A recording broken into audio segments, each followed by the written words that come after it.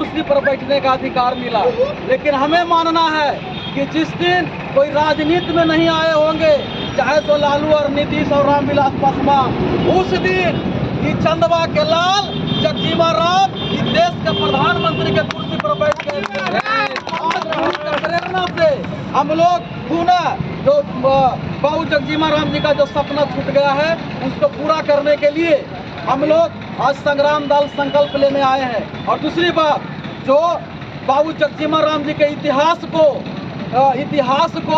खलनायक के रूप में पेश करने की कोशिश किए हैं, उनको भी बाबू जगजीवन राम जी के इतिहास से उनको जवाब देने का काम करेंगे कि बाबू जगजीवन राम जी का इतिहास हमारे लिए और हमारे देश के लिए कितना महत्वपूर्ण है। बाबू जगजीवन राम अगर नहीं होते तो हमारा मानना है कि ये देश आज़ाद नहीं होता। जिस दिन आज़ादी की लड़ाई लड़ी जा रही थी तो अंग्रेज चाह रहा था कि आज़ादी की लड़ाई में दलित भाग ना ले, इसलिए कई दलितों को वो लोभावनी प्रलोभन भी अंग्रेज दे रहा था।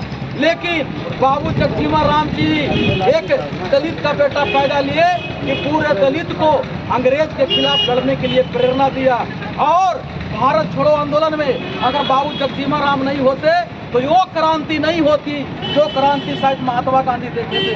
तो यानी ये जो भारत छोड़ो आंदोलन जो अगर सफल हुआ तो उसका देन, अगर कोई देन है तो बाबू जगजीवन राम है। अगर बाबू जगजीवन राम नहीं होते तो दलित क्रांति में भारत में नहीं होता और नहीं देश आज़ाद होता। और अगर देश आज़ाद नहीं होता तो बाबा साहब को संविधान लिखने का मौका भी नहीं मिलता, यानी हम लोग वही स्थिति में रह जाते। लेकिन बार बार कुछ चंद लोग हैं, समाज के बेईमान लोग हैं, जो बाबू जगजीवन राम जी को इतिहास को खलनायक के रूप में पेश करते हैं। यहाँ तक कि बाबू जगजीवन राम को भद्दी भद्दी गाली भी देते हैं। उन लोगों को इतिहास के माध्यम से ही समता मूलक संग्राम दल सबक सिखाने के लिए आज संकल्प ले रही है। इतना ही बात बोल के अपनी वाणी को विराम देता हूँ।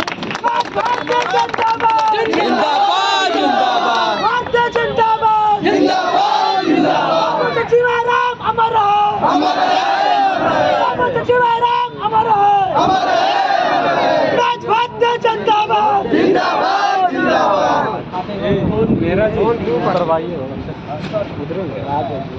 जी